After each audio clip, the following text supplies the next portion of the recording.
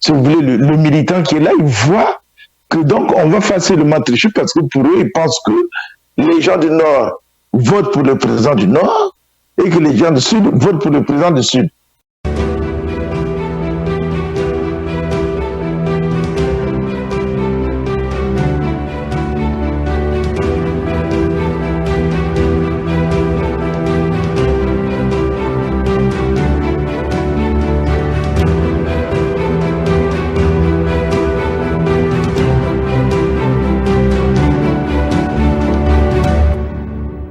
Bonsoir, chers auditeurs et auditrices de la radio Bakame. Vous êtes en compagnie de M. Kaïs Ebelebe. Nous sommes aujourd'hui lundi 15 janvier 2024. C'est notre deuxième émission.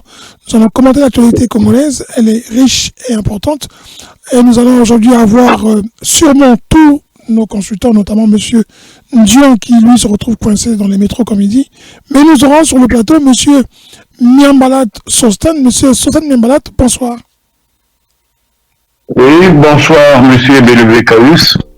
Bonsoir à mes co-débatteurs et bonsoir à nos auditrices et auditeurs de la radio Bakambi. Merci, monsieur. Une fois de plus, bonne année à tous. Merci beaucoup, monsieur Miambalat. Bonne année à vous aussi. Et bonne année à tous nos auditeurs et auditrices qui nous écoutent. Nous aurons aussi la présence de monsieur Gaïno, Grégoire Gaïno, monsieur Gaïno, qui est du côté de l'Anjumot, comme on dit, monsieur l'adjoint. Monsieur Gaïno, bonsoir. Bonsoir, monsieur Kaïs Ebelebe, bonsoir Sosten, Miambalat, bonsoir les auditeurs et merci de nous écouter. D'accord. Je vous remercie beaucoup, monsieur. L'actualité elle est riche. On va la commenter, on va essayer d'aller un peu plus vite, parce qu'on sait qu'aujourd'hui, qu'il y a quand même beaucoup de sujets, mais on ne peut pas tout traiter. Donc, je vais commencer tout de suite. Je ne sais pas si vous avez suivi le journal télévisé du 20h de Brazzaville. Moi, je l'ai suivi. Les titres, ou le titre le plus important, c'était la rentrée de la Cour suprême, et le président Denis Sassou Nguesso annonce cette année comme étant une année de reprise en main de la justice. La question qu'on devrait tous se poser, c'est est-ce que la justice au Congo existe ou est-ce que la justice ne s'applique pas dans son ensemble? Si elle s'applique, à qui s'applique-t-elle? Est-ce qu'elle s'applique sur tout le monde ou est-ce qu'au Congo, il y a des intouchables? Monsieur Miambalat, est-ce que vous avez suivi, vous, la rentrée de la Cour suprême congolaise? Du tout. Mais bon, je peux quand même dire un mot. Connaissant notre pays, je crois que c'est du pareil au même. Donc, si c'est la rentrée judiciaire, je pense que c'est dans la logique du programme du chef de l'État dans les perspectives de 2026. Vous vous rendez compte, il a commencé par les sous-préfets, d'abord par les préfets, les sous-préfets, il a nommé des officiers, et là, c'est son troisième pouvoir, puisqu'on sait que son pouvoir est assis sur l'armée, la police et la justice, et ensuite les médias. Donc, c'est une suite logique. Il n'y a rien derrière le soleil. D'accord. Est-ce qu'on peut au moins imaginer que le président se rende compte que la justice fait son travail mais ne fait pas assez bien et que peut-être qu'aujourd'hui, elle décide, sous son impulsion, d'attraper les gros poissons, mais les gros poissons qui siègent avec lui au Conseil des ministres. Hein. Déjà, en commençant par, comme on dit, la charité bien ordonnée, commençant par soi-même, qui, lui, pense-t-il, peut être jugé parmi ceux qui l'entourent? Monsieur Gaïno? Oui, mais vous savez, lorsque la justice commence à souffrir déception, il n'y a plus de justice. Parce que le mot lui-même l'indique. Il ne faut pas qu'il y ait, quand il y a la justice, elle doit être pour tout le monde. C'est le mot juste qui a donné le mot justice. Donc ça dit qu'il faut être juste. Alors, lorsque il y a des exceptions, on n'est plus juste. Vous voyez? Et ce qui se passe au Congo, c'est que souvent il y a des événements, on dit qu'on va déclencher l'enquête, mais jamais on a eu le résultat de ces enquêtes-là. Donc il n'y a pas de justice. S'il y avait la justice, on aurait les résultats. Donc tout ça, là, vous voyez, vous avez évoqué les nominations des généraux, je ne sais pas, des tas de choses, mais c'est quand même aberrant de voir que l'année, le président vient de déclarer, soi-disant, l'année 2024, année de la jeunesse, et pendant ce temps, il augmente les dépenses de l'État en nommant les gens à des postes Alors, ce n'est pas important. Est-ce que notre armée aujourd'hui a-t-elle besoin des nouveaux généraux? La réponse est non. Est-ce qu'on a besoin de nommer les préfets, les sous-préfets ou les... Bon, la réponse est non. On a besoin de construire des entreprises pour pouvoir embaucher les jeunes. Alors, lorsqu'on décrète une année de la jeunesse et que parallèlement, on augmente les dépenses de l'État de façon exagérée, je ne sais pas comment on peut après dire que voilà, je décrète l'année. Non, mais c'est une blague. Et on parle de la justice. Quelle justice? Il y a jamais de justice au Congo, puisque voilà, les phénomènes qu'on venait de vivre, on a vécu par un drame au niveau de Stade d'Orlando. Est-ce qu'on connaît aujourd'hui le résultat des enquêtes? Quelles sont les personnes qui ont été impliquées là-dedans? On ne connaît pas où est la justice. Bon, on peut citer beaucoup de drames comme ça, où jamais on a vu la justice congolaise. On voit les gens qui violent les jeunes filles, on voit les gens qui ont été arrêtés parce qu'ils ont soi-disant volé, et après ils sont mis en liberté conditionnelle. On les voit, ils se promènent partout, ils sont libres. Vous appelez ça justice? Vous avez des gens qui sont mis en liberté conditionnelle. Mais qu'est-ce que ça veut dire? Et lorsqu'on les voit se balader, ils voyagent comme ils veulent, ils peuvent rentrer, revenir. Ce n'est pas de la justice. Donc, vous voyez, pour moi, il n'y a pas de justice au Congo. C'est le mot qui existe. Monsieur Gaïno, excusez-moi, on pourrait aussi ajouter l'ancien maire qui était en cavale. Il a été retrouvé, paraît-il, dans la Sangha. Bon, mais il tourne ses pouces tranquillement. Donc, il n'est pas inquiété. Et non, il a été arrêté. On a dit qu'il a été arrêté et qu'il est transféré sur Brazzaville. Oui, mais il n'est pas le seul, monsieur Bélibé. Aujourd'hui, on en connaît beaucoup de gens dont on a soupçonné, même si on est présumé innocent, mais quand même, lorsque tu es passé, tu as été arrêté, que tu es mis en liberté conditionnelle, mais tu n'as pas le droit de sortir du pays, je crois. Moi, j'ai appelé un avocat pour savoir comment ça fonctionne au Congo. Mais il me dit, voilà, ça fonctionne comme partout. Quand vous êtes mis en liberté conditionnelle, vous devez rester là-bas, vous présenter, je crois, au commissariat, je ne sais pas combien de fois par semaine ou par jour, je n'en sais rien. Mais quand même, les voir quitter le pays, aller en France, se balader partout, là où ils veulent, aller même dans les régions, ce n'est pas de la justice. Qu'est-ce qu'on appelle la justice? D'accord. Donc pour vous, Congo, on définisse. Donc pour vous, ce n'est qu'un autre discours, ce n'est qu'encore une déclaration qui n'aura pas d'effet. Parce que si je vous écoute, il n'y a pas d'espoir. On va parler en même temps de ce côté judiciaire qui fait que les Congolais n'y croient pas du tout. Si le président Sassou est parmi les hommes de paix reconnus en Afrique, et c'est ce que font les gens du PCT qui prônent le bâtisseur, l'homme de paix, l'homme des actions qui libère l'Afrique, le grand négociateur international. La question qui se pose, c'est que si on regarde la plupart des prisonniers, des présidents qui côtoient notre président, que le président congolais, il n'y a pas de prisonniers célèbres, parce que le mot politique au Congo n'est pas accepté, mais prisonniers célèbrement, comme l'ancien ministre Okombi Salissa, ou comme le président Moukoko. Au Congo, Moukoko et Okombi sont retenus en prison. On a vu l'interview du président Sassou sur TV5. Rien qu'à lui prononcer ce nom-là, son regard, on a dit non. La justice que lui prend aujourd'hui, Mandela a été une fierté quand on l'a libéré. Pourquoi vous pensez qu'il ne veut pas libérer Okombi et puis Moukoko? M. Gaïno. Oui, c'est une épine qui est sur les pieds de M. Sassou, président de la République du Congo. Parce que franchement, au niveau où il est, moi j'ai été à sa place, je crois que je n'aurais même pas un prisonnier politique. Parce qu'il veut aller négocier, être le négociateur partout dans les conflits qui se passent dans le monde. Mais curieusement, chez lui-même, vous avez des prisonniers politiques, j'appelle moi les otages. Parce qu'à partir du moment où ces gens-là sont en prison, condamnés, je ne sais pas, pour des peines, mais il serait quand même temps qu'il y réfléchisse pour dire, mais écoutez, j'ai ce pouvoir-là, de pouvoir gracier ces gens, mais je dois le faire. Mais on ne le fait pas. Et puis on va négocier ailleurs. Mais moi, c'est ce que j'appelle de la politique spectacle. On fait des spectacles, on fait rire les gens, mais en réalité, quand les gens rient, ben, il y en a aussi qui se moquent de vous tout en riant. Parce qu'ils sont là, on vous regarde, vous faites vos gestes là, mais en même temps, on se moque de vous. Donc vous croyez qu'on rit parce qu'ils sont en train de faire du spectacle. En réalité, on rit parce qu'en même temps, on se moque de vous. Et ça, M. Sassou, moi, je ne sais pas s'il a des conseillers ou s'il écoute ses conseillers. Je crois que la première chose, franchement, qu'il devrait faire, c'est au moins, maintenant, là, au moins au cours de cette année 2024, qu'il prenne son courage, qu'il dise, écoutez, ils ont suffisamment aussi fait leur peine. Donc, je prends une mesure, je vais les gracier et je les libère. Monsieur Gaïno, excusez-moi, mais je pense que c'est chez vous qu'on entend du bruit derrière vous. Hein. Oui, pardon. Excusez-moi. Oui, mais donc, je disais que il est quand même temps, il voit ce qui se passe à travers le monde. Je pense que monsieur, il n'a rien à craindre de ces deux-là, franchement. Je ne vois pas pourquoi les garder en prison. Il n'a rien à craindre. Donc, logiquement, il devrait quand même les libérer s'il veut être un homme de paix. Parce qu'il parle de la paix.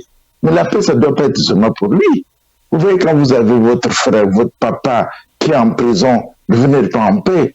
Quand vous avez votre mari qui est en prison, vous n'êtes pas en paix. Et ces gens-là sont des pères de famille qui ont laissé leurs enfants depuis au moins 4 ans, 5 ans. Donc, quand même qu'ils pensent qu'ils ont besoin aussi de retrouver cette liberté. Mais je ne vois pas le danger. Je ne sais pas pourquoi ils craignent de les libérer. Franchement, je ne comprends rien, strictement rien. Et pour moi, j'appelle ça, c'est des otages. D'accord. Parce qu'ils devraient les libérer. D'accord. Mais monsieur Miambalat, la libération des prisonniers, quand on essaie d'analyser des prisonniers célèbres, hein, comme Mokoko, comme Okombi, ceux qui sont au pouvoir, ils tiennent compte, d'après vous, de quels critères pour dire, si je les libère, je cours le risque, moi j'analyse un peu, je cours le risque, par exemple, que la population les soutienne et les relance et mon pouvoir est affaibli, ou plutôt, si je les libère, ben, j'ai des adversaires potentiels, encore une fois, pour mon pouvoir, ou tout simplement, j'attends que Moukoko soit tellement malade et qu'il ne soit même plus capable de marcher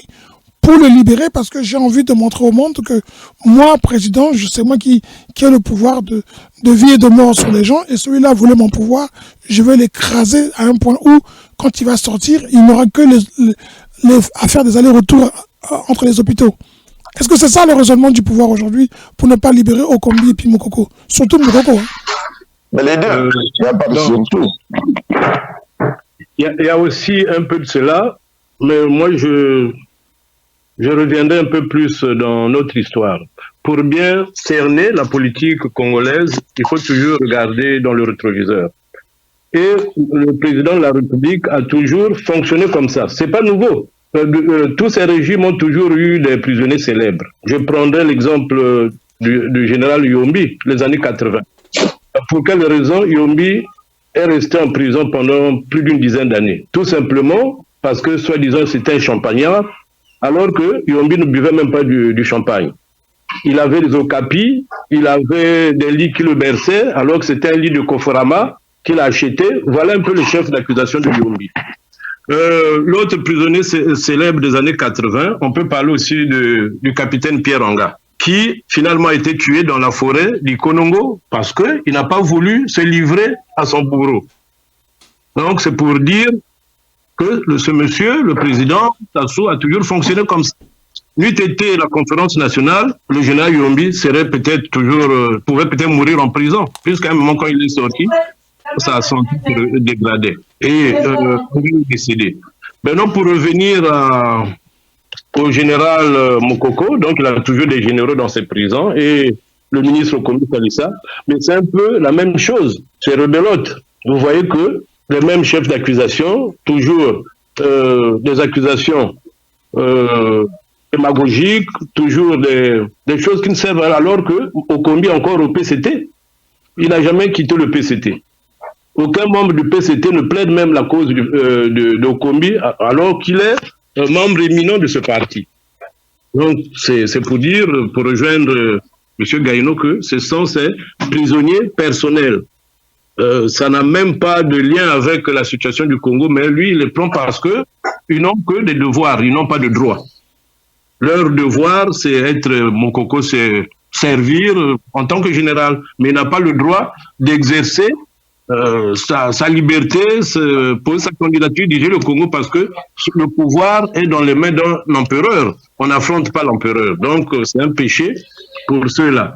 Maintenant, quand il faut gracier, mais pour gracier Mokoko, il faudrait que Mokoko reconnaisse un peu ses erreurs. Mais Mokoko ne reconnaît rien. D'abord, il n'a jamais été jugé. Mokoko n'a rien dit, il n'y a pas eu d'avocat parce qu'il savait déjà la sentence. C'était déjà connu d'avance qu'il devrait avoir 20 ans, quel que soit quoi. Donc, il a préféré se taire. C'est à l'initiative du président lui-même de dire, bon, j'ai trop fait, maintenant il faut apaiser les esprits, il faut que les Congolais vivent en bonne intelligence. Donc, par ce sursaut national, il libère, je ne parlais même pas de gracier, qu'il libère ces prisonniers qui n'ont rien à faire là-bas, dans ces geôles-là. Ils n'ont rien à faire, qu'ils pur et simplement doivent être libérés. Il n'y a pas de grâce présidentielle, puisque pas quelle est leur faute, qu'est-ce qu'ils ont fait, leur chef d'accusation. Le fait d'exercer son droit, ça n'a rien à voir, c'est le droit le plus élémentaire. Donc, moi, je trouve que c'est injuste. Et là, on venait de parler de la justice, donc il n'y a pas de justice, on est toujours dans l'injustice. Il faudrait qu'ils réfléchissent un peu à ça. Après 40 ans de pouvoir, je crois qu'il doit avoir une certaine maturité politique et comprendre que la politique, c'est pas la violence. La politique, c'est pas les tueries. La politique, c'est aussi discuter, dialoguer. Nous avons un conseil de dialogue au Congo. Mais ce conseil n'a jamais fonctionné. Il n'y a que du nom. Mbéry qui est là, je ne sais pas s'il a démissionné, est-ce qu'il est toujours à ce poste, on ne sait pas. Donc, c'est devenu une lettre morte. Mais Mokoko et Okombi n'ont rien à voir en prison. Oui, donc le paradoxe, quand même, le paradoxe... Pardon, M. Caïs, je voudrais rajouter, compléter un peu ce que vient de dire M. Nambalat. Il a pris des exemples, et les exemples qu'il vient de prendre, vous voyez, c'est toujours les gens qui sont capables de menacer le pouvoir de M. Sassou Nguesso. Et par conséquent, il les met en prison, il les éloigne. Oui, mais quand on dit menacer, M. Gaïno, il ne menace pas avec les armes, il menace parce qu'il reproche à son pouvoir de manière intellectuelle. Voilà, tout à fait, tout à fait. Par la voie légale. Mais lui, comme il a peur de cette voie légale, qu'est-ce qu'il fait?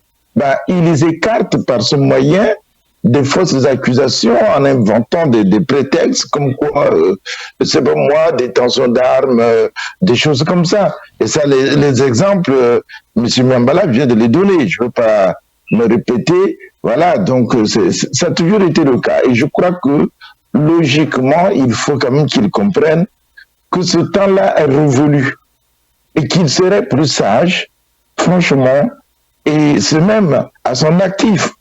S'il prend, j'aurais une mesure de dire, bon voilà, je disais à ces gardes en prison, ils disent qu'ils sont en démocratie. Mais il faut qu'ils le prouvent aussi quand même. Et je crois qu'ils devraient quand même le faire, et c'est dommage parce que là, il a, si vous voulez, il a perdu ce qu'il pouvait gagner comme aura en étant chef de l'État. En gardant des gens en prison, il perd tout ça. Voyez, et même quand il va négocier à l'étranger, mais on le regarde, si on ne lui dit pas, mais quelque part, les gens y pensent. Voilà. Pour conclure, je dirais qu'il est dans la logique de la triptyque, complot, accusation, meurtre ou prison. Voilà. Il est dans cette logique-là, c'est une triptyque. Alors, quand on fait une rentrée comme ça, en pompe avec un discours à la nation sur la justice, la Cour suprême, qui applique le droit, qui reconnaît le droit, et que vous avez à votre gauche des prisonniers que vous mettez en prison parce que vous décidez ils vont être en prison, et quand on vous dit faut les libérer, faites un peu preuve d'humanité, on ne le voit pas. À droite, vous avez les Congolais qui considèrent que la justice ne fonctionne que dans un sens, c'est-à-dire contre les plus faibles. Et puis en face de lui, il a les dignitaires qui, eux, sont protégés, qui sont capables d'écraser la population et qui sont capables de tourner la justice en leur faveur. La question que tout le monde se pose, c'est de savoir, quand le président fait ce discours-là et qu'il a un bel écran géant dans son dos qui le montre lire son discours, c'est est-ce que le président voit la réalité? Est-ce qu'il comprend ce qu'il demande aux magistrats qui eux-mêmes savent qu'ils ne peuvent pas poursuivre certaines personnes qui pourtant ont des casseroles et que le peuple demande bien pour certains que l'état de la nation les inondations qu'on a vues, tout ce qui ne va pas, on ne pointe jamais les responsables. Dans quelle justice il va parler? Si à gauche, il y a des prisonniers qui sont en prison, à droite, il y a le peuple qui vit des injustices, et en face de lui, il y a des dignitaires qui sont heureux de lire ce discours et de voir que ils sont toujours protégés. On a l'impression qu'on vit dans un monde irréel. C'est tout à fait un monde irréel. Quand tu vois ces discours, lorsque tu entends ces discours, mais tu crois rêver. Mais quand tu décrètes l'année de la jeunesse, mais regardez, pour ceux qui ont vu les discours des autres présidents comme M. Macky Sall ou bien même le président gabonais et tous ces gens-là, mais les gens ont vu comment les présidents font d'abord leur bilan. Et si vous écoutez M. Macky Sall, il parle de son départ, mais il fait un bilan, il dit ça sera encore écrit. Donc, oui, il fait son bilan sur 2 mandats, et c'est concret. Sur 2 mandats, et c'est concret. Et vous voyez, et aussi, dans le futur, c'est-à-dire des choses qui vont être inaugurées alors qu'il ne sera même plus là, mais les travaux ont déjà commencé. Mais c'est comme ça un chef d'État. C'est pas celui qui vient nous faire, qui vient nous jeter les mots comme ça. Je ne sais même pas parfois est-ce que lui-même comprend ce qu'il veut faire, il fait exprès, je ne sais pas qui lui écrit ses discours. Vous voyez par exemple, la preuve que ces ministres dorment, les députés dorment parce qu'ils n'ont rien à dire, ils n'ont rien à écouter, ils connaissent. C'est la répétition, c'est un disque qui est rouillé, qui tourne sur place, qui n'avance plus, on entend plus la musique, on entend seulement ce bruit-là, et puis ça vous fatigue, vous dormez.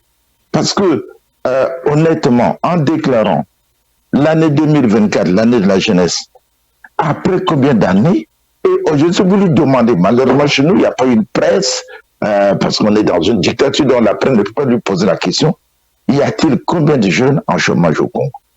Quel est le taux de chômage au Congo? Mais il ne vous le dira pas. Il ne sait pas. Macky Sall a fait le montant, je crois que c'est 450 millions pour 85 000 emplois de jeunes. Tout à fait. Il était très précis. Très précis. C'est précis. Mais demandez aujourd'hui, regardez le nombre des gens retraités qui devraient être à la retraite, des gens de plus de 70 ans, qui continuent à être employés, qui travaillent, et qui occupent même la place que devaient occuper les jeunes. Et je me pose la question, parce que vous regardez que ce soit dans les ambassades, que ce soit même dans les ministères, moi j'en connais sur ma promotion, qui continuent à travailler. Alors que partout, sur ma promotion, aujourd'hui, sont tous en retraite. C'est pas possible. Ils ont 69 ans, 70 ans. Donc, vous voyez qu'il n'y a pas une réalité entre ce qu'il dit et ce qui se passe même dans son pays. On croit même que c'est un monsieur qui vit sur la Lune, à un moment donné, il descend, il vous voit, il est surpris, mais comme on lui a tendu le micro, il dit ce qu'il veut dire, et puis après, il s'en va. Et il ne sait plus ce qu'il a dit hier. Il ne sait plus ce qu'il a dit l'année dernière. Il ne sait pas ce qu'il a dit il y a 2 ans, 3 ans, 4 ans. Il ne sait pas. Demandez-lui, il ne sait pas. Il va répéter les mêmes choses. On me dit qu'il ne sait pas, on ne sait pas. Je pense que c'est plutôt un mode de communication. Je vais demander à M. Miambalate, excusez-moi, M. Ngaïno. M. Miambalate, vous avez vu la vidéo qui a circulé des petits-fils du président qui parlent avec leur grand-père? Cette vidéo où elle a fuité maladroitement, où elle a été mise volontairement sur les réseaux sociaux pour nous montrer que le président Sassou en avait encore pour longtemps et les Congolais allaient encore, pour ceux qui souhaitent son départ, allaient encore souffrir, ou pour ceux qui veulent le voir rester, allaient être heureux de le voir rester. Il a dit, j'en ai encore, je serai là encore jusqu'à 100 ans. Je ne sais pas si vous avez vu cette vidéo-là. Est-ce que ça veut dire que ceux qui attendent les changements au Congo devront eux aussi attendre les 100 ans après? Bon, heureusement que le président Sassou n'est pas Dieu, c'est pas lui qui a créé le monde. Donc lui, c'est dans sa tête que tout ça se passe. C'est pour dire qu'il est dans sa bulle. Il a toujours été dans sa bulle et il nous dit souvent que le ridicule ne tuait pas. Donc cette logique, il ne peut pas s'écarter de ça.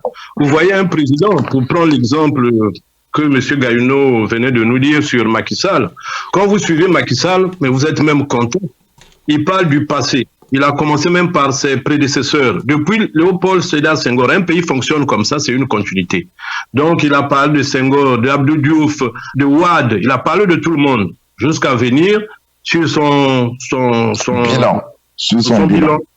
Et il a fait une projection pour le pays quand il va transmettre le pouvoir à son successeur. C'est comme ça un État. Mais chez nous, quand vous voyez, le pays commence par Sassou et il s'arrête avec lui. À Sassou. Donc, c'est déjà une mauvaise manie de fonctionner. Un pays ne fonctionne pas comme ça. Il prend tout à la légère, des selfies avec ses petits-enfants, pour nous dire qu'il sera là jusqu'à son 100e anniversaire. Mais est-ce que la population a besoin d'un tel président qui ne fait que des projections à la va-vite qui n'intéressent même pas le peuple? Donc, il s'en fiche éperdument des Congolais. Pour lui, les Congolais, c'est pratiquement comparable aux moutons. Surtout ceux qui le suivent, vraiment, excusez-moi, c'est vraiment des moutons. Et nous allons tous aller dans le ravin. Si on n'y prend pas garde, il faut un sursaut national. Et ce sursaut national doit partir du nord au sud, de l'est à l'est. Parce que si on continue à s'entre-déchirer, mais ça ne fait que les affaires du clan au pouvoir. Eux, ils ne pensent que ça, que les Congolais s'entretuent, se divisent pour un seul individu. Alors qu'il y a d'autres pays qui avancent. Le Sénégal, vous avez vu, ils ont le métro, ils ont les TGV, ils ont plein de choses. La Côte d'Ivoire. Comme la Côte d'Ivoire et beaucoup de pays là-bas. Voilà, ils organisent la CAN qui est vraiment une très belle compétition. Mais au Congo, on est dans les inondations. On est même absent à la CAN. On est même absent. Oui, on a même détruit le sport. Donc on est obligé de continuer de surveiller le fleuve. On surveille le fleuve comme cette petite parabole de nos frères de la RDC. Mais moi j'ai pris ça avec humour. Hein. C'est quelque chose de réel. Donc ça à lui de voir tout ça. Mais comme le ridicule ne tue pas, il n'a jamais honte. Il fonce droit comme un taureau. Et en conséquence, prédication, il n'y en aura pas. Moukoko, qui est en prison depuis 2016, ça fait 8 ans qu'ils sont en prison. Il a été condamné pour 20 ans avec Okombit. Donc, le président Sassou n'en a cure. Il pense qu'ils vont rester 8 ans. Ils resteront 20 ans tant qu'il sera président. On va passer à l'autre sujet qui est, lui, celui du recensement politique. Ce qui est étonnant, c'est le recensement qui a été fait. Moi, j'ai essayé de regarder un peu les chiffres à gauche et à droite. Les plus détaillés venaient de M. Mirassa, qui est un statisticien, si je ne me trompe pas, il a un doctorat en statistique, donc il est très très connu, il est très fort en ça. M. Mirassa a fait des statistiques détaillées. J'ai juste voulu, je ne l'ai pas encore eu, j'espère que je pourrai l'avoir, poser 2 questions, parce que si je ne me trompe pas, M. Miambanat, vous allez me dire si je ne me trompe pas, la cuvette Ouest a été créée dans les années 90 sous l'Issouba, si je ne me trompe pas. Tout à fait. Je crois bien, oui. Oui. Alors, M. Mirassa a fait des statistiques où il a fait apparaître les données de la cuvette Ouest en 74 et 79, je crois, en 74, ce qui m'a laissé un peu perplexe. Mais mis à part ça, il a quand même fait des détails qui sont très intéressants. Alors, pour tout le monde, ce qui a attiré les gens, vous avez, je sais pas, vous n'avez pas pu suivre le journal de 20h, c'est dommage, parce que le journal de 20h, aujourd'hui, Télé Congo, ils ont montré la Likola dans l'eau, inondée, et l'eau qui a commencé à descendre et on a pu aller. La question que je me suis posée quand j'ai vu ces chiffres, c'est que tout le monde avait vu la Likola était inondée. On a entendu ce monsieur qui parle beaucoup de la Likola sur les réseaux sociaux. Moi, je n'ai jamais utilisé une pirogue, mais comment les recenseurs sont partis dans la Likola? Comment sont-ils partis dans une partie aussi inondée? Et comment on arrive à nous dire après, et c'est ce qui crée le doute, ce débat-là qui crée le doute sur les recensements, il est dans 2 sens, à mon sens. 1, politique, ceux qui contestent les résultats sont beaucoup à la fois politiques et qui ne veulent pas reconnaître qu'il est possible qu'une région, fût-elle du Nord, puisse être supérieure à celle du Sud, ce qui est aussi à la fois tribal et politique. Mais qui est aussi politique, c'est de ne pas voir derrière ce recensement un projet de faire évoluer une population qui peut être, un vivier électoral pour le pouvoir en place. Ce qui crée donc le doute. Alors on va essayer d'analyser comme on peut, des 2 côtés. Monsieur Gaïno, est-ce qu'il n'est pas possible, du point de vue congolais, normal, ou bien le politique, on va venir ça après sur le recensement. Est-ce qu'il n'est pas possible qu'une région du Nord soit supérieure à une région du Sud? En termes de population, il n'y a rien d'impossible, M. Bilibé, puisque, vous savez, la population, elle dépend du taux de fertilité, du taux de fécondité, du nombre de jeunes qui se marient et qui font des enfants. Donc, ça peut évoluer d'un côté comme de l'autre. On va pas dire que voilà, par exemple, forcément telle ville doit être plus peuplée que celle-ci. Non, c'est pour ça qu'on fait le recensement d'ailleurs, sinon on ne le ferait pas. Donc c'est possible. Monsieur Miambalet, pourquoi ça pose problème? Je vous pose ça à vous parce que je sais que vous êtes vous êtes plus engagé dans un parti politique que M. Gaïno. Donc, du point de vue politique, pourquoi si une population, si une région du Nord est plus peuplée qu'une région du Nord, ça crée tout de suite une suspicion? À votre avis, hein? Que les régions du Sud, si une oui, du Sud. Est plus peuplée. Pourquoi si une région du Nord est plus peuplée que le Sud, ça crée tout de suite une suspicion? Vous savez... N'entrez pas encore dans le débat technique, s'il vous plaît. Non, le débat, il est aussi technique parce que la population est en fonction de la situation du relief géographique et la partie septentrionale. Là, on parle du cas de la Lukwala. Ce sont des zones marécageuses. Donc là, nous avons autour de 1 habitant au kilomètre carré. Les conditions naturelles permissives d'une vie décente sont assez difficiles dans cette zone. Naturellement, ça, l'homme n'a aucune influence. Donc les inondations, tout ça, vous allez voir, vous pouvez traverser des zones dans la Lukwala, là où vous ne voyez personne. Il n'y a que la forêt. Donc, tenons compte de toutes ces choses-là. Raison pour laquelle je rends même hommage au ministre Mirassa. Mirassa, c'est l'un des cracks statisticiens congolais.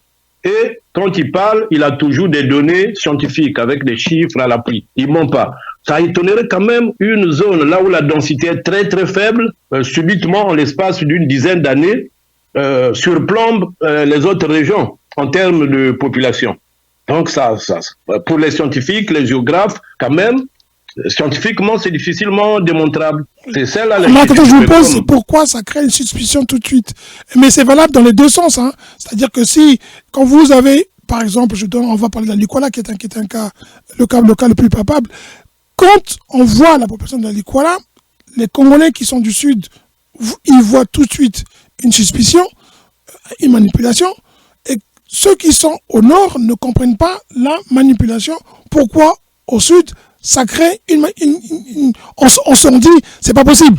Est-ce que, du point de vue, alors on va rentrer du côté technique, est-ce que du point de vue natalité, ça paraît logique que, comme vous dites, avec, comment vous dites ça, vous? La densité, le relief, tout ce qui va avec? Oui, la densité au kilomètre carré, le relief, la géographie de la zone, l'écosystème, oui. Tous ces paramètres-là interviennent. Donc c'est peu probable qu'une région comme la Lukwala... Oui. Non.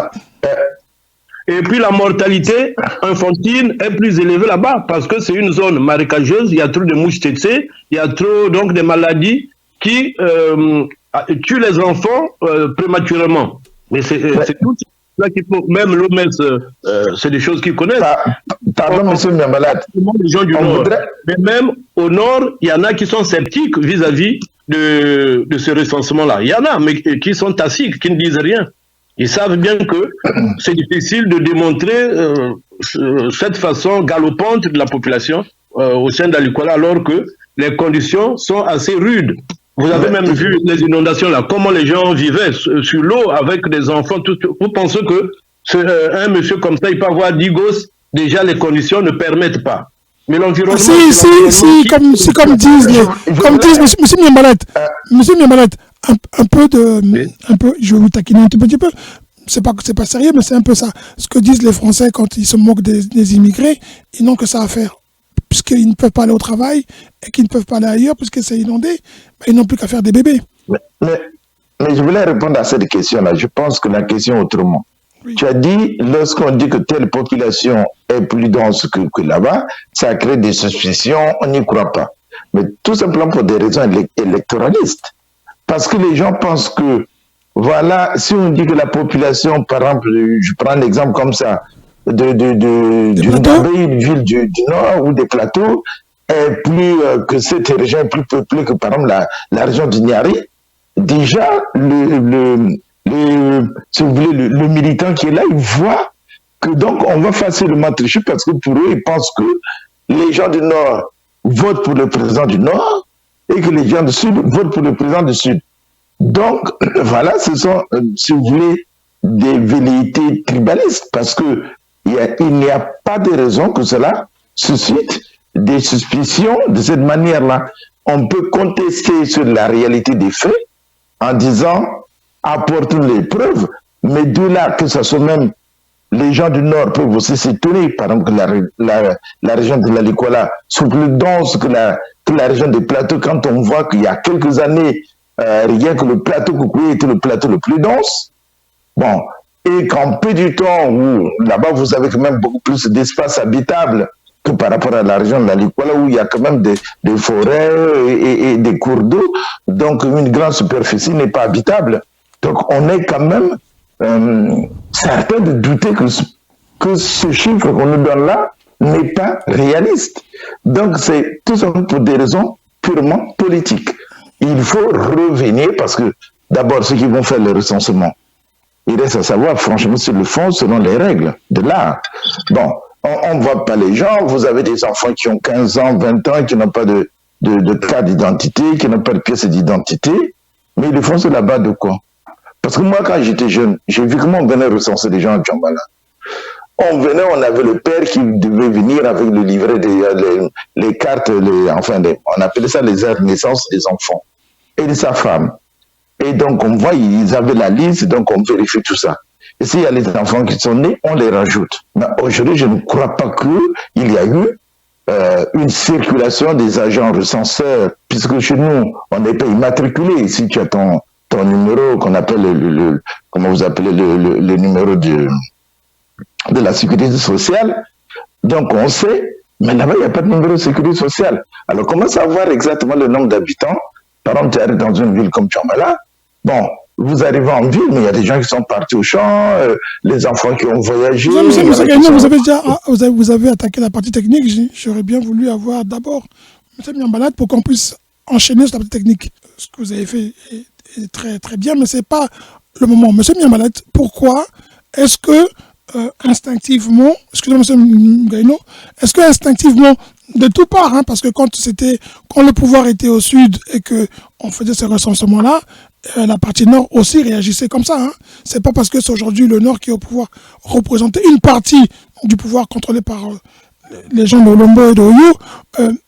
Les Congolais ont toujours ce côté un peu dubitatif selon que le pouvoir vienne d'une région ou d'une autre sur le recensement électoral. Mais pas vraiment à ce point, parce que les autres régions n'ont pas posé problème. La région qui a plus posé problème, c'est la Likoala. Mais vous avez même vu pendant les examens d'État, le BPC, vous avez vu comment les professeurs partaient avec le matériel didactique, mais c'était pas possible. On se demande même si c'est même arrivé, il y en a des mâles qui sont tombés dans l'eau. Mais rien que, on prend quelqu'un de neutre, un Européen, quelqu'un qui vient, même par satellite, ils viennent, ils diront que cette zone ne peut pas être plus peuplée que celle-ci. Rien que par mais tout, c'est la nature qui détermine. Ça, c'est involontairement de nous. Ça, c'est pas politique. Ça, c'est Dieu. Dieu qui a fait que on puisse avoir aussi des zones marécageuses. Or, une zone déjà marécageuse de nature, la densité ne peut être que faible.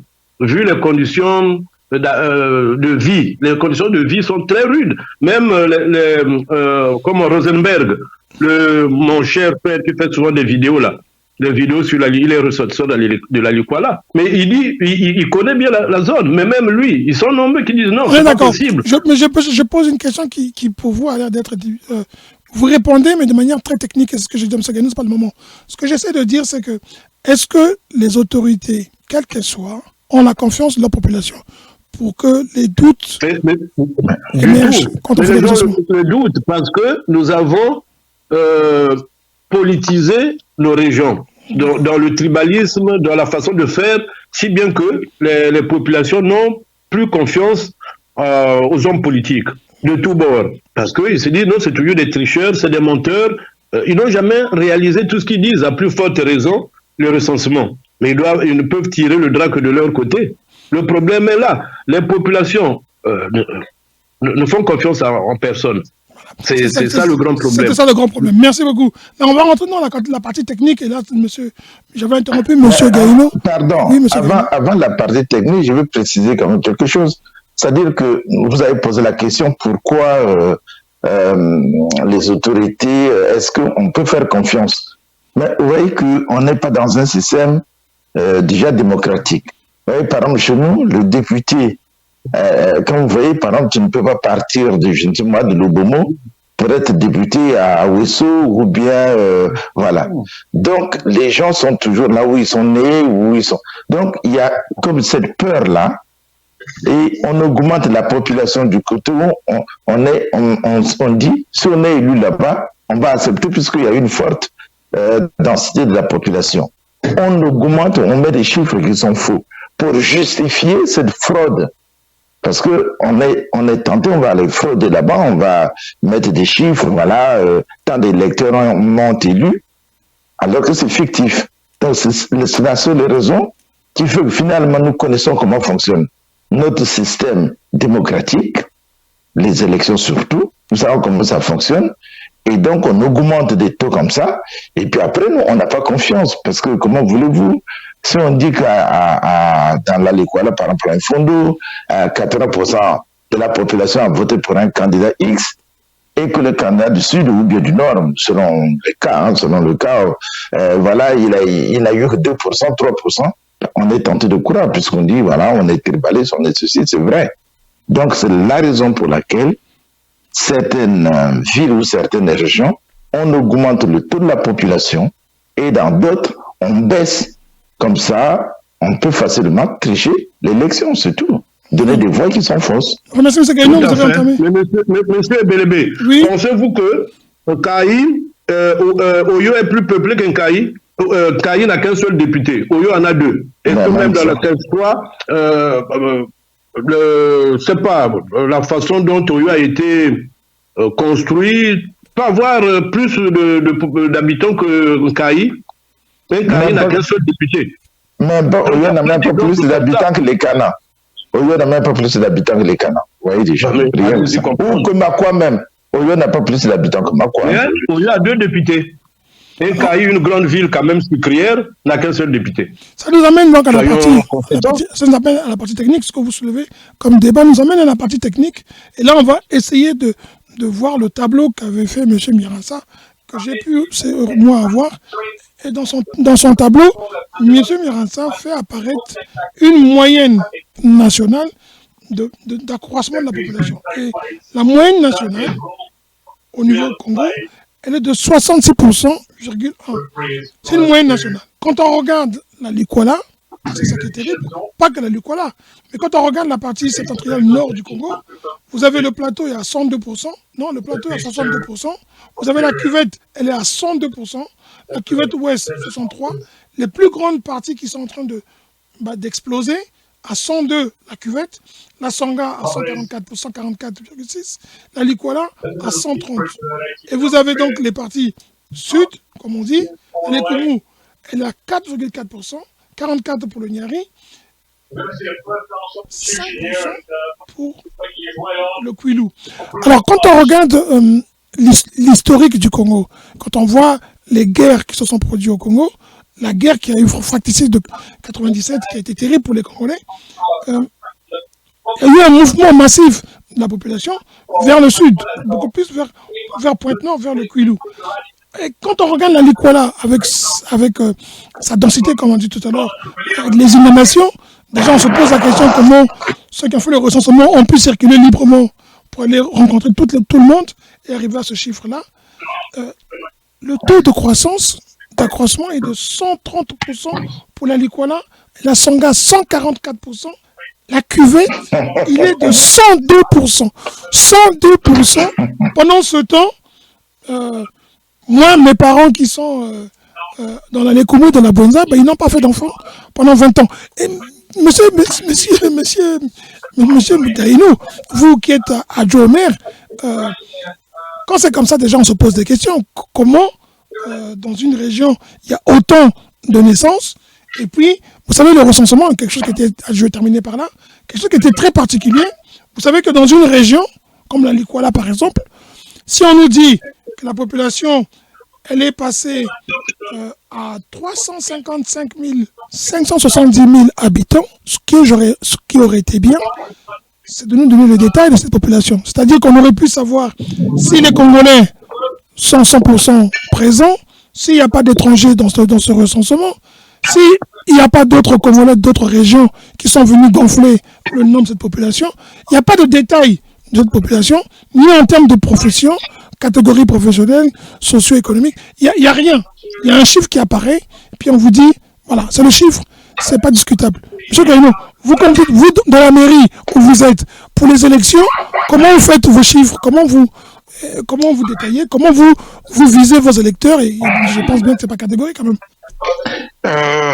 Bon, voyons, déjà quand on fait le recensement ici, l'INSEE, nous recevons des lettres de la préfecture qui nous annonce qu'il y aura les agents recenseurs qui vont passer de maison en maison. Donc, ils passent de maison en maison et ils connaissent, tu sais, si les maisons sont bien localisées, on sait combien de familles habitent là.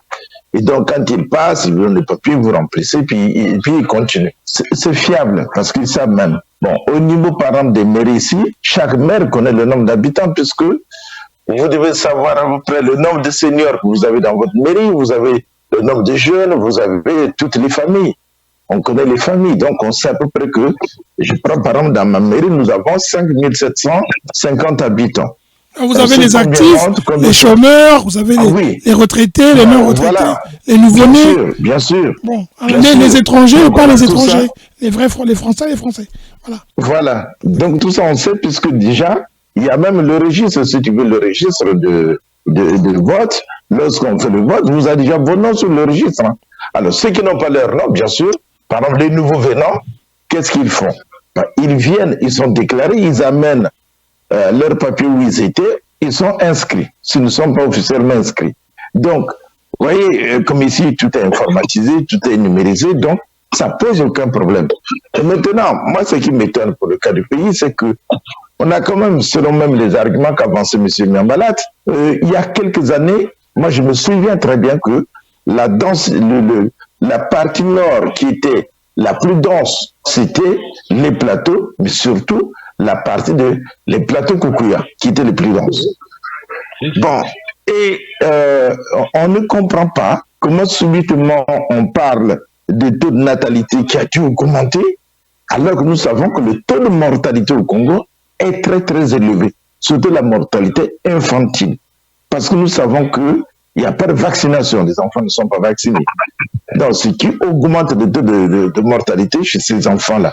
Alors, on ne peut pas comprendre comment dans une région où il n'y a pas d'hôpital, où il n'y a rien, on peut parler d'un taux de natalité qui a augmenté fortement et qui sont devenus des adultes. 130%. 130%. Voilà, 130%. Et les plateaux, c'est 62%. Ah, tu vois déjà, alors que... Mais M. Gaïno, c'est un peu de votre faute aussi. C'est un peu de votre faute. Parce que vous êtes parti en Europe. C'est votre faute, vous êtes parti en Europe. Merci bien, mais moi je pense qu'aussi l'exode rural ou bien le fait qu'aujourd'hui le Congo s'appauvrit de plus en plus de son intelligentsia, de sa population, c'est la mauvaise politique qui est menée là-bas qui fait que même leurs propres enfants sont en Europe, leurs neveux sont en Europe, leurs cousins. Trouve-moi un seul ministre qui a ses enfants au Congo. Monsieur Gaïno, je vais vous faire peut-être... Je vais vous surprendre, mais la plupart des hommes politiques, quand leurs enfants ont fini les études, ils vont s'accaparer les marchés au Congo. Ils rentrent. Oui, mais très peu vont s'accaparer, mais ce n'est pas ceux qui ont vraiment réussi brillamment ici. Ceux qui ont réussi brillamment ici, ils arrivent à chercher leur boulot dans les entreprises où ils sont recrutés. Certains sont rentrés travailler, M. Gaïno. Vous savez qu'ils sont... Mine de rien, il faut leur donner ce crédit. Beaucoup d'hommes politiques ont compris que le futur ne sera pas forcément brillant pour leurs enfants et qu'ils ont beaucoup investi dans les études et que beaucoup d'enfants ont fini par avoir des Master 2 et ils travaillent au Congo. Mais là n'est pas le problème. Ce que vous dites, vous, ce qui est très important, c'est quand même 130 contre 102 pour les plateaux. Moi, j'aimerais poser une question à M. Miambalat. M. Miambalat, la Likwala connaît le plus fort taux de croissance de la population. Comme dit M. Gaïno, la mortalité infantile, les maladies infectieuses, le Covid, le manque de transport et le manque de... Mais alors, ils viennent d'où ces gens-là? Pardon, Sosette, pardon. Pardon, je voudrais vous donner une information, s'il te plaît. Oui, je voudrais vous donner... Dans les années, je crois, 2000, il y avait un professeur qu'on appelle le professeur Smith, qui est ici. Il a fait un tour au Congo. Et il est allé jusqu'à un fondo. Et quand il est revenu, il a fait une conférence où il a invité beaucoup d'étudiants congolais pour leur expliquer que le taux d'infection du VIH était trop élevé dans les zones nord là-bas.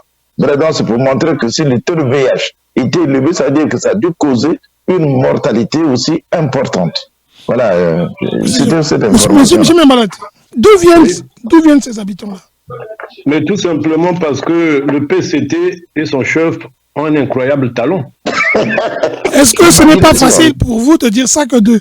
Parce que, attendez, moi aussi, je pense que vous aussi, l'UPADS, on en parlera peut-être après, pour votre congrès, une autre fois. Est-ce que c'est pas facile? Donnez-moi les arguments. Pourquoi ils ont un grand talent? Incroyable talent.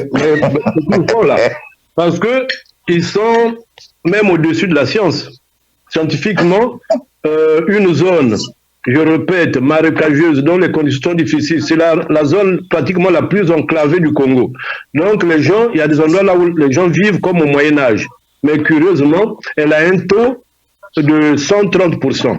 Mais ça fait même honte à ces statisticiens, raison pour laquelle monsieur le ministre Clément Mirassa s'injure. Parce que c'est inadmissible, on ne fait pas comme ça. On ne fait pas comme ça. Mais sur quelle base on peut démontrer que la Likwala peut être même plus peuplée ou bien plus dense que les plateaux, par exemple? Vous savez que la Likwala est talonnée, pas talonnée, mais elle est largement dépassée par la Songa, qui, elle, arrive à 144%. 144%. Alors, donc, mais c'est des chiffres farfelus. Vous voyez donc ce qu'on appelle, comme on appelle ça, le terme m'échappe, le contraire de l'exode rural. Je crois qu'il y a cet exode-là. Il y a un terme approprié. Vous voulez dire que ça serait un retour vers les villages? Bon, à peu près ça, mais il y a un terme qui m'échappe. Oui. Donc, le fait de quitter la ville et aller à la campagne. Donc, sûrement, la Sangha a subi ce mouvement-là, le mouvement inverse de l'exode rural. Mais s'il n'y a pas ça, je ne comprends pas comment, subitement, la grande ville là-bas, c'est Ifondo, et ceux qui sont là, peut-être, c'est les Aïrois, nos frères de la RDC, qui habitent Ifondo parce qu'ils sont nombreux, et ceux de la République centrafricaine. Mais même si ceux-là ont été comptabilisés, mais ça ne peut pas avoir ce taux-là. Mais je prends en témoin M. Clément Mirassa. Il peut me le démontrer, plus son domaine. Moi, je ne suis pas statisticien, mais on n'a pas besoin de sortir de Cambridge pour comprendre que c'est des chiffres du PCT, c'est sorti de leur laboratoire. Ça a toujours été comme ça. Donc, moi, ça ne m'étonne pas. Alors, le mouvement inverse, monsieur Miambalate, le mouvement inverse des citadins vers le milieu rural, ça s'appelle l'exode urbain. L'exode urbain. Ouais. L'exode. Oui. Donc, oui, l'exode urbain. Contrairement à l'exode rural. Donc, mais à ma connaissance, il n'y a pas eu cet exode-là. Il n'y a pas eu cet exode.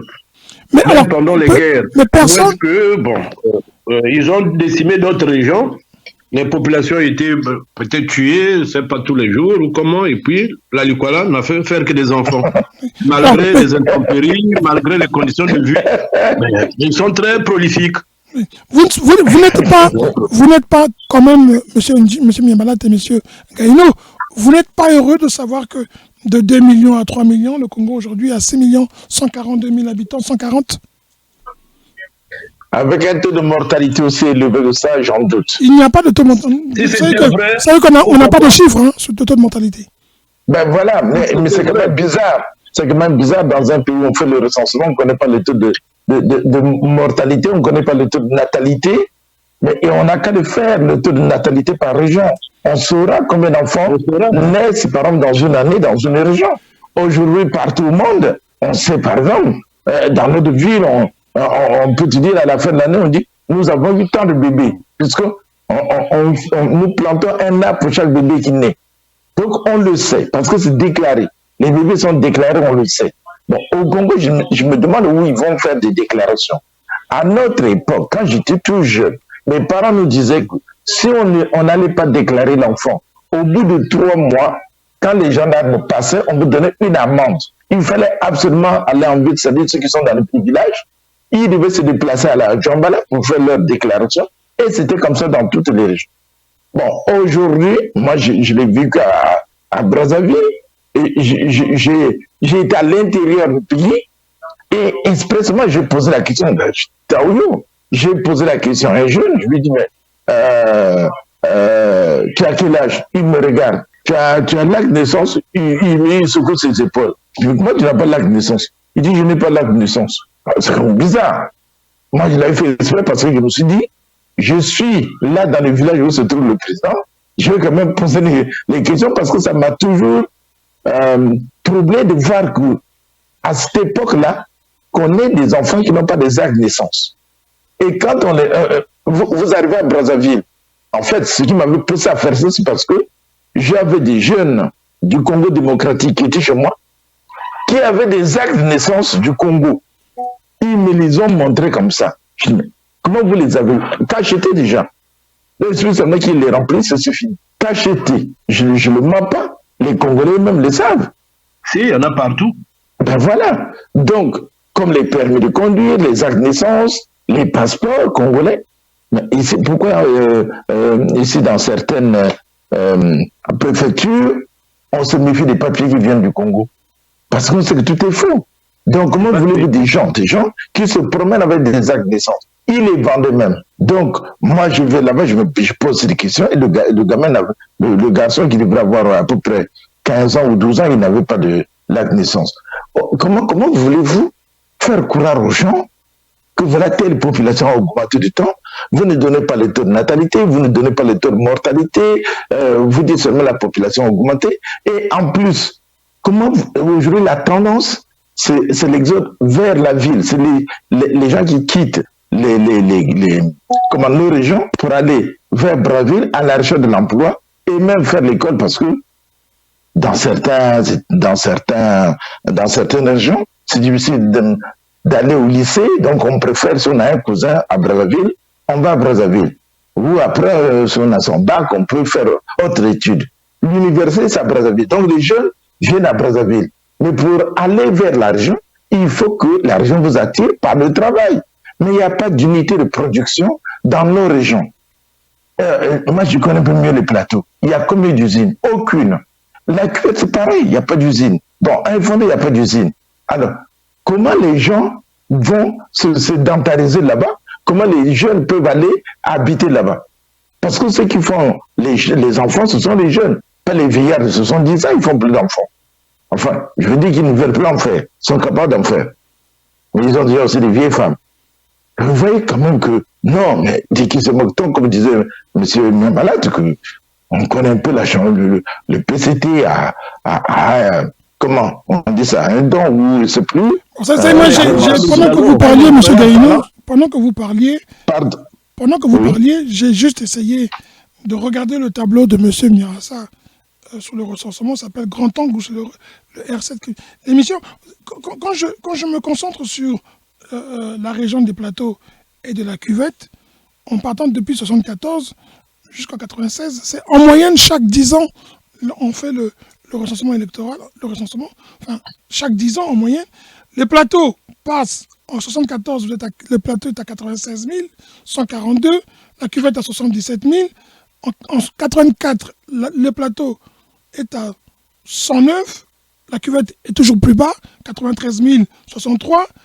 En 1996, les plateaux sont à 139, la Cuvette est à 112, j'arrondis, toujours plus bas.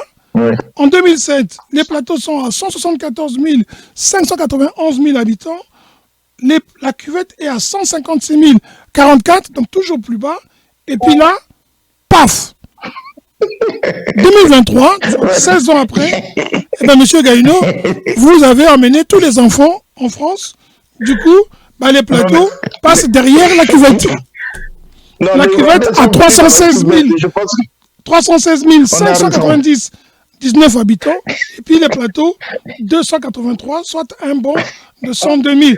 Mais bon, statistiquement, je pense que on va trouver quelqu'un qui va nous expliquer ça, parce que vous savez que quand j'étais petit et que je voyais que des amis se fâchaient, il y avait des parents qui avaient fait de ça un drame. Quand Oko montrait la mère à Tati, c'était dramatique. Et moi, je ne comprenais pas ce débat. Pourquoi c'était pas possible qu'Oko montre la mère à Tati? Mais quand on voit ça, on peut se demander qui est Oko et qui est Tati. Bon, je sais qu'on va pas pouvoir conclure aujourd'hui. On va passer à l'autre sujet, s'il vous plaît. Excusez-moi, le temps fait qu'on court. Alors, tous et tout pour les jeunes. Je n'ai jamais vu des experts aussi, comment on dit, il y a une espèce de... Talentueux. Non seulement talentueux, mais il y a une phrase en lingala qui dit « bah changer Kazaka ». C'est-à-dire que du jour au lendemain, le président a dit « année des jeunes », tout le monde a une formation pour les jeunes.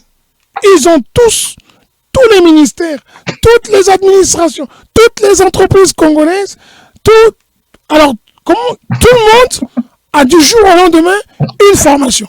La question que je me suis posée, pas moi, mais que quelqu'un m'a posée pour comprendre, m'a dit, grand frère, est-ce que ces jeunes-là ne sont pas déjà formés?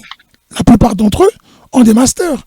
On a des jeunes qui sont sortis, n'allant pas très loin. Il y a 3 ans, 2 ans, l'université Mayangombi a formé des jeunes. Les écoles privées ont formé des jeunes. Les jeunes de Cuba qui sont rentrés là, les médecins qui ont fait leur réunion, ils sont bien au Congo. Alors, eux aussi, on va encore les former pour les recruter. Comment on peut encore former ces médecins-là pour les recruter? Monsieur Ebelebe, Monsieur Miamalade, pour booster l'économie d'un pays, la première formation, ce sont les formations moyennes. Mais donc, ceux qui sont déjà formés, qui sont rentrés là, monsieur Miamalade, ceux qui sont rentrés formés, les cadres, les jeunes qui se plaignent que ça fait même pas 1 an qu'ils sont rentrés, ils n'ont pas de travail, ils n'ont pas été intégrés par la ministère de la Santé. On va encore les former? J'en viens. Ceux-là, avant de les utiliser, il faut qu'il y ait des structures, même si les gens sont formés. C'est mettre la charrue avant les bœufs. Or, il faut avoir des structures, vous formez, ils viennent, automatiquement, ils sont opérationnels. Mais quand une ministre, par exemple, il n'y a que des gens qui ne comprennent pas, qui croient à ces choses-là, qui dit il faudrait, chaque famille, l'entrepreneuriat, chaque famille doit avoir une entreprise. Dans quel pays vous avez vu ça? Et on a monté les jeunes en train d'adouber la ministre. Parce qu'elle veut que dans chaque famille, il faut qu'il y ait un entrepreneur. Est-ce que c'est déjà juste ça? Dans quel pays? Vous voyez, vous parlez du chômage des jeunes, mais vous gardez les retraités en fonction. Là, je viens de voir, il y a beaucoup d'officiers qui sont maintenus en fonction dans plusieurs domaines, même dans les finances. Mais vous parlez de l'année de la jeunesse. Mais c'est paradoxal quand même. Les vieux sont là, mais les jeunes sont au chômage. Et vous parlez des jeunes. Donc, nous avons des milliers de familles, donc chaque famille aura une société. Et il y en a qui croient, et ça sort de la bouche d'un ou d'une ministre. Donc, ils vont dans tous les sens. Oui, mais monsieur Moumalade, est-ce que les jeunes, ça veut dire... de cohérence. Est-ce que les jeunes, ça veut dire qu'il faut virer ceux qui sont encore, on va dire, les personnes en âge de travailler, mais qui ne sont plus jeunes? Parce que là, maintenant, on oppose les jeunes aux vieux, aux jeunes aux plus âgés. Je crois savoir que la retraite au Congo, c'est à 65 ans, 60 ans, mais il y a des gens encore actifs. Qui vont jusqu'à 70 ans. Ben alors, pourquoi on va virer ceux-là qui sont encore actifs?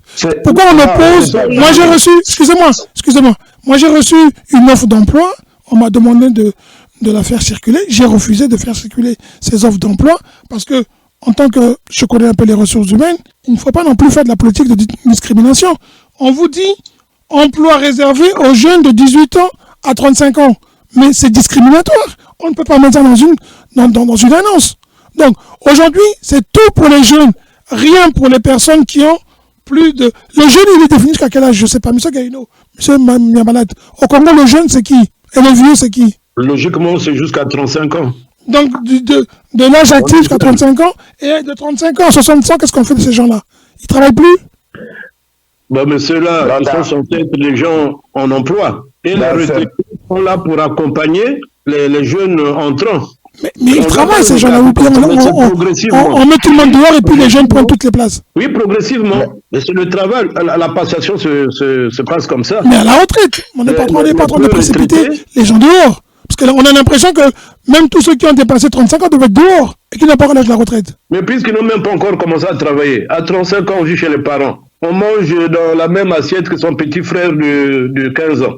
On dort dans le même lit. Comment voulez-vous que donc il reste un éternel jeune?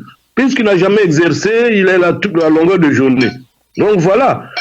Et les générations ne font que se tasser. À un moment, les retraités ne partent pas, les jeunes aussi n'ont pas d'emploi, mais après il y a dualité. Oui, vous savez qu'il y a eu, le ministre de l'Emploi a reçu le secrétaire général, je crois, du Conseil constitutionnel des jeunes, qui a dit, c'est une phrase qui m'a marqué, il est allé voir le ministre de l'Emploi, de la Formation et du Sport en disant « c'est le premier jeune que je suis venu rencontrer ».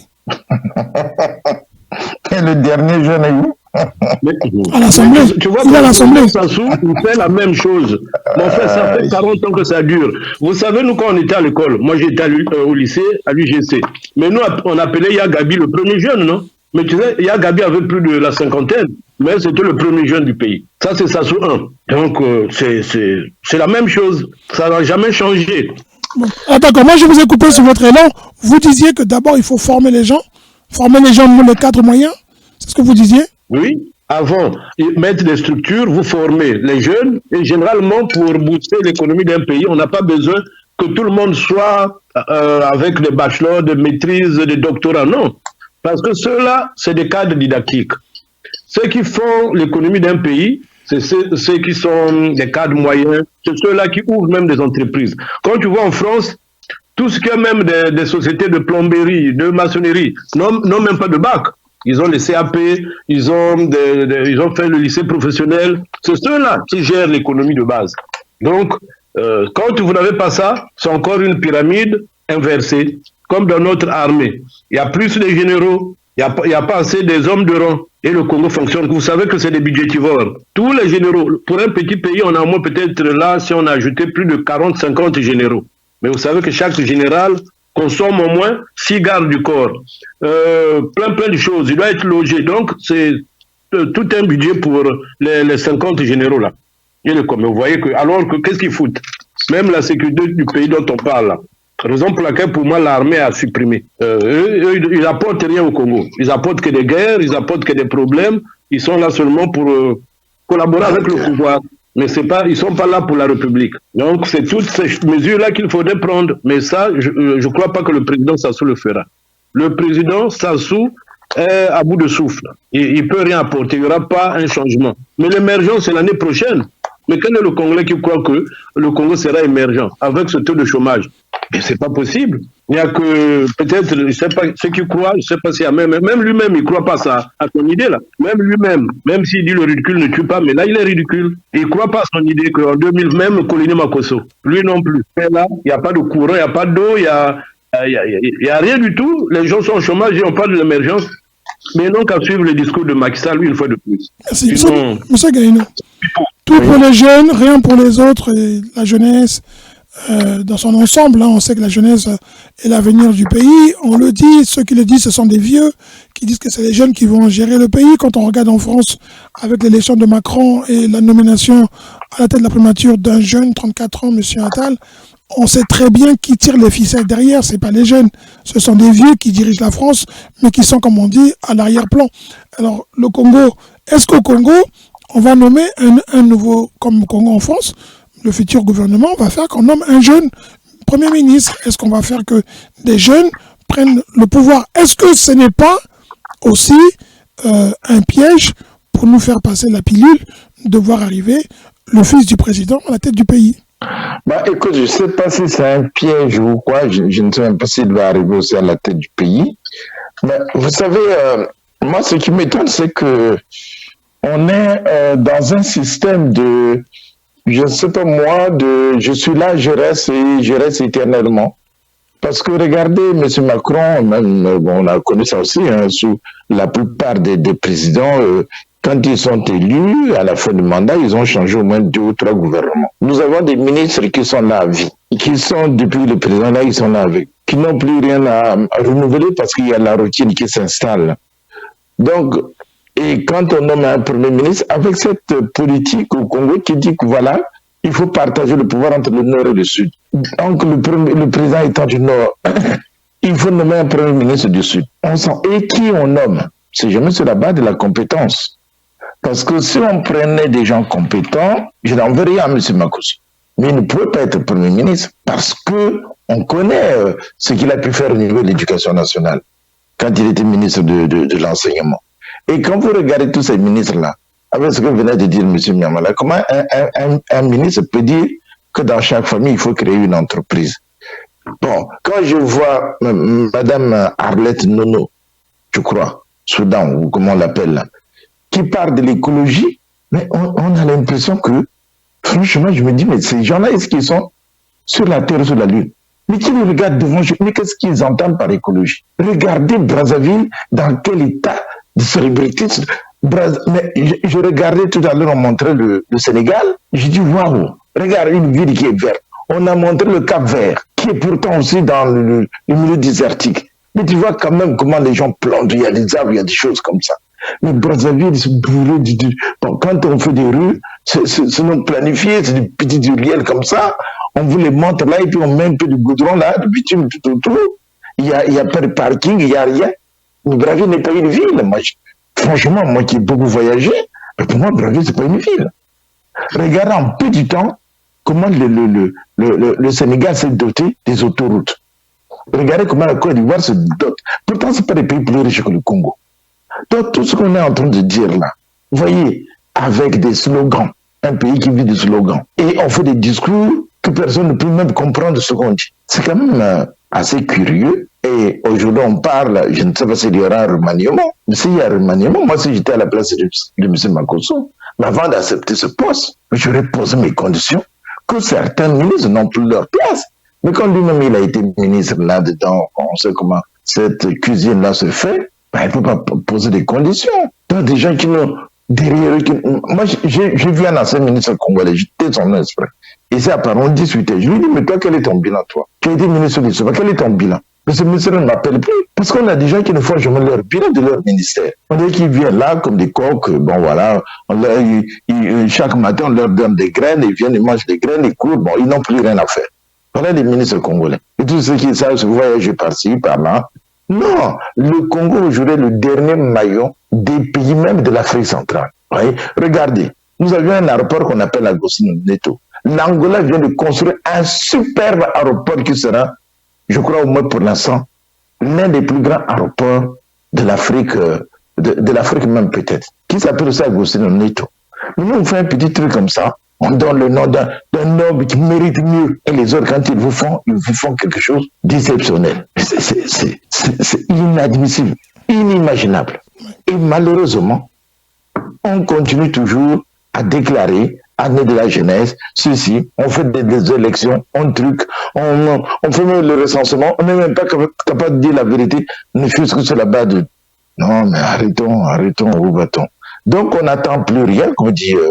de toute façon, ça fait longtemps qu'on n'attend plus rien des responsables congolais. Ben, ce qui est dommage, c'est que la jeunesse peut râler, mais elle n'attend rien. Vous voyez, demandez aujourd'hui à un responsable politique congolais, puisqu'on parle de chômage, la tranche des jeunes, par exemple, de 5 ans, je prends de 5 ans à 10 ans, il y en a combien? Bon, combien pourront rentrer au collège telle année? Combien pourront aller au lycée en telle année? Comment on va les orienter? Est-ce que nous nous posons la question, comment on va orienter les étudiants qui sont en terminale aujourd'hui? Non. Ce sera comme ça, on va leur rendre des bourses pour ceux qui les méritent, oui, qui ont des parents là-bas, et les autres vont débrouiller.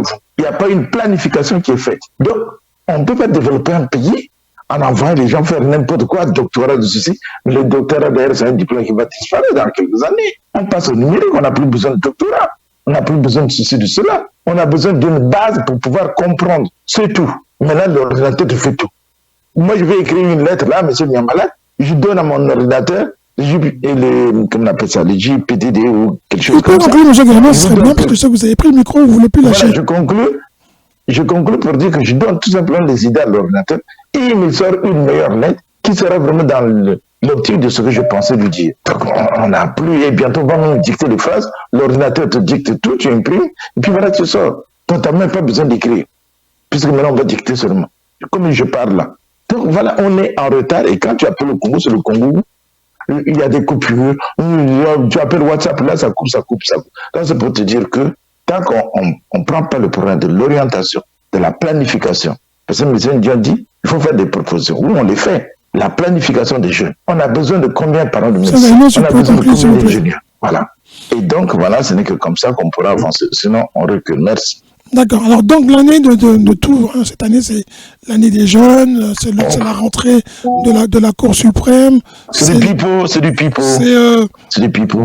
C'est peut-être l'espoir qui peut faire rêver d'autres. Et donc, on va essayer de regarder tout ça et j'espère qu'on aura le temps de parler d'autres choses. Si vous aviez, vous, un sujet que vous auriez voulu qu'on traite aujourd'hui, vous pouvez le dire. Sinon, on se retrouve vendredi pour le prochain sujet. Moi, j'aurais voulu, puisque aujourd'hui aussi, ça fait un peu quand même la une des débats, c'était parler de la nomination de M. Attal, jeune Premier ministre jamais connu dans une grande puissance, avec plus les conséquences du fait qu'il a nommé son mari, je crois, puisque je crois qu'Attal est la femme et que monsieur, comment tu l'appelles là, monsieur, j'ai oublié son nom, monsieur Séjourné, voilà, et son mari, et qu'il a nommé au ministère des Affaires étrangères. Donc il y a ce conflit d'intérêts-là, et beaucoup en parlent beaucoup. Moi, j'aurais voulu, je pense la prochaine fois, peut-être que essayer un peu d'éclairer nos auditeurs sur l'intérêt de cette nomination et aussi les conséquences, plus le conflit d'intérêts, qu'est-ce que cela implique? Quelles sont les conséquences de nommer, les avantages ou les conséquences de nommer un jeune comme ça, tout jeune, au poste de Premier ministre d'une grande puissance comme la France, et ensuite ce jeune-là qui est aussi gay. Bon, c'est pas ça qui dérange, mais le fait qu'il nomme son mari aux affaires étrangères, il y a un conflit d'intérêts. Voilà. Donc, c'est un peu ce sujet-là.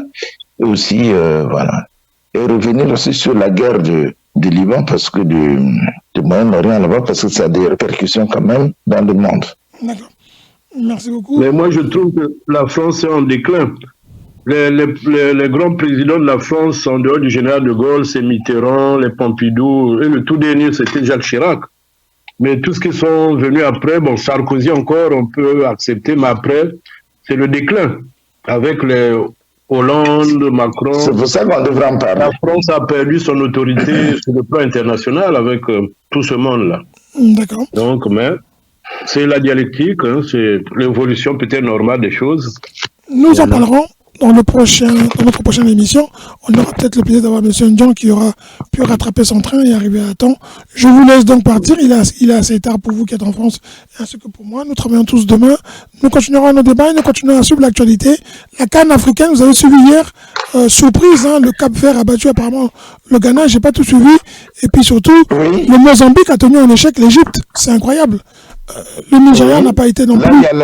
Là, il y a l'Algérie qui joue, qui est en train qui avait déjà un but d'avance, mais là, mon téléphone, c'est vrai s'il y a eu un problème. D'accord. Le Cameroun, Eto, a fait un match nul avec la Guinée aussi. Oui, bien qu'en ce moment, il n'y a plus vraiment de petits pays. Hein.